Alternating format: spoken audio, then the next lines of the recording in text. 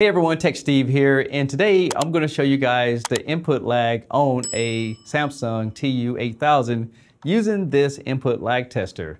Now, just in case you didn't know what input lag is how long does it take for an HDMI cable to run the signal from, let's say, a gaming console over to the television, and the lower that number is, the better that the console is going to perform. So let's jump right into it. So to get the best input lag, you want to make sure that the TU8000 has the gaming mode on.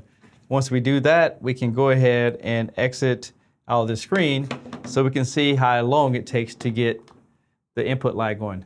So right now we're getting about 8.9. So 8.9 milliseconds is great for television, but there is one thing I found out whenever you use an input lag. If it's on this setting I'm about to show you, it actually goes from around 9% up to 25%. So everything is going to respond a little bit slower. And this is how you can tell. If you go into the menu system and go to General, and then go down here to where it says External Device, you can see there's the gaming mode setting that we're just using.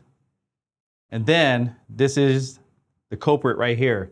If you turn on Motion Plus, it will perform just a little bit better as far as getting you control of judder and clear motion, but you're going to lose some input lag. So if you plan anything that requires fast response, then this actually could be slowing down your performance. In fact, it goes again to about 25 milliseconds instead of that 9 or 10. So there you have it.